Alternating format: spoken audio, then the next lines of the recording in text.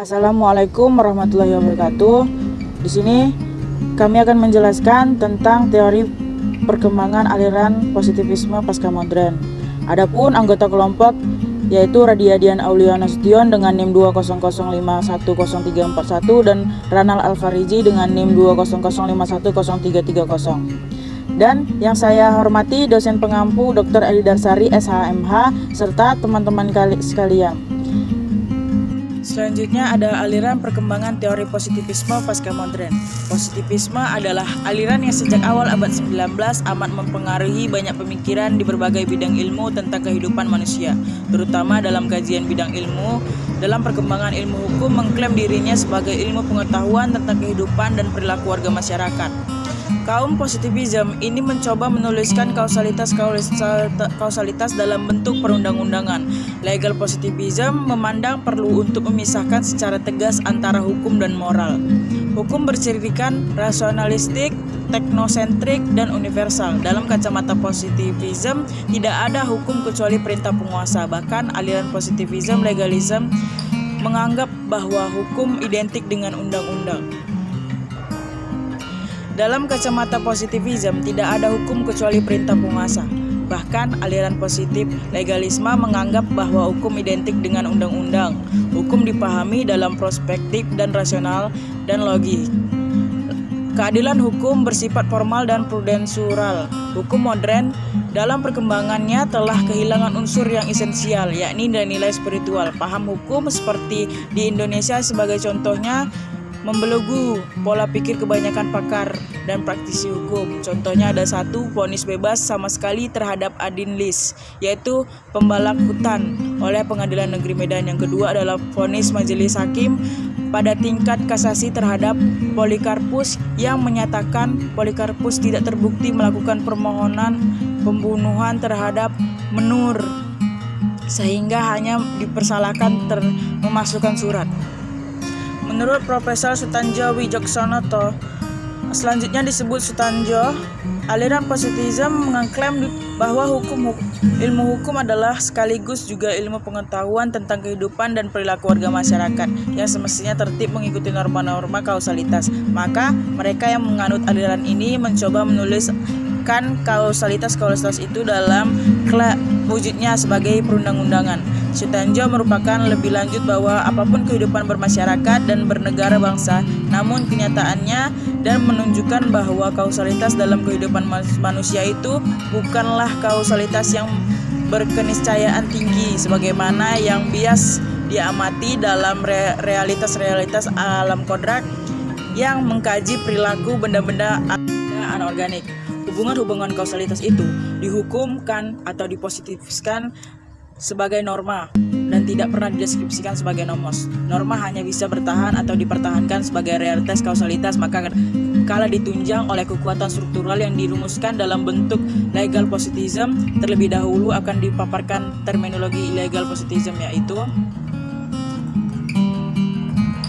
Hart membedakan 5 arti dari positivism seperti yang banyak disebut dalam hukum kontemporer sebagaimana dikutip oleh W. Friedman, yaitu A. Anggapan bahwa undang-undang adalah perintah-perintah manusia.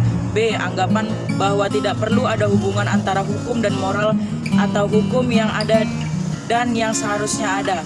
C. Anggapan bahwa analisa atau studi tentang arti dari konsepsi-konsepsi hukum, yaitu ada layak dilanjutkan dan harus dibedakan dari penelitian-penelitian historis mengenai sebab-sebab atau asal-usul undang-undang dan penelitian-penelitian sosiologis mengenai hubungan dengan gejala sosial lainnya. Yang D, ada anggapan bahwa sistem hukum adalah suatu sistem legal tertutup di mana putusan-putusan hukum yang tepat dapat dihasilkan dengan cara-cara logis dan peraturan-peraturan hukum yang telah ditentukan lebih dahulu tanpa mengingat tuntutan-tuntutan sosial, kebijaksanaan, dan norma-norma moral. Yang E, ada anggapan bahwa penilaian-penilaian moral tidak dapat diberikan atau dipertahankan seperti halnya dengan pernyataan-pernyataan tentang fakta dengan alasan dan rasional petunjuk atau bukti. Selanjutnya akan dilanjutkan kepada teman saya. Baik, terima kasih atas waktu yang diberikan kepada saya. Selanjutnya, saya akan melanjutkan presentasi dari kelompok kami, yaitu kelompok 12. Hans Kelsen menegaskan bahwa terdapat 3 kemungkinan interpretasi terhadap istilah positivism sebagaimana dikutip oleh Adimaman Suherman, yaitu A. Legal positivism sebagai metode adalah cara mempelajari hukum sebagai fakta yang kompleks, fenomena atau data sosial, dan bukan sebagai sistem nilai. Sebagai metode yang men-setting pusat inquiry, problem-problem formal dari keabsahan hukum, bukan aksiologi suatu keadilan dari suatu konten, norma, atau aturan. Yang B. Legal positivism yang dipahami secara teori adalah teori yang berkembang pada era kodifikasi sampai pada abad ke-19. C. Legal positivism sebagai ideologi merupakan ide bahwa hukum negara ditaati secara absolut yang disimpulkan dalam statement The Law Islam. Perkembangan teori-teori positivism. Pemahaman terhadap positivism sangat dipengaruhi oleh 2 ahli hukum terkemuka, yaitu John Austin yang mengemukakan common theory, sementara Hans Kelsen mengemukakan teori konvensi sosial. Teori hukum John Austin, di antara ajaran positivism yang terpenting adalah ajaran hukum positif, yakni analytical jurisprudence atau ajaran hukum analitis. Oleh John Austin, menurut ajaran ini, hukum adalah perintah penguasa negara. Hakikat hukum terletak pada unsur perintah. Hukum dipandang sebagai suatu sistem yang tetap, logis, dan tertutup. Austin membedakan hukum dalam 2 jenis, yaitu yang pertama, hukum dari Tuhan untuk manusia. Yang kedua, hukum yang dibuat oleh manusia. Hukum yang dibuat oleh manusia dibedakan lagi dalam 2 tahap, yaitu hukum yang sebenarnya dan kedua, hukum yang tidak sebenarnya. Hukum dalam arti sebenarnya adalah hukum positif, mempunyai 4 unsur, yakni perintah, kewajiban, sanksi, dan kedaulatan.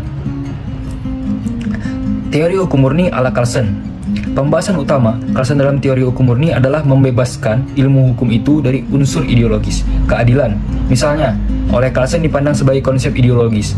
Kelsen melihat dalam keadilan sebuah ide yang tidak rasional dan teori hukum murni.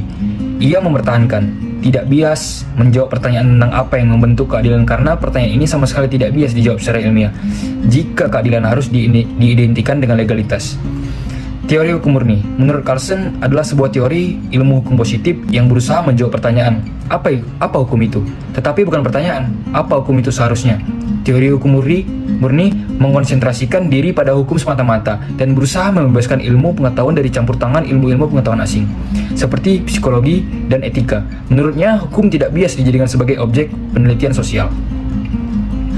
Pengaruh legal positivism terhadap perkembangan dan pelaksanaan hukum di Indonesia.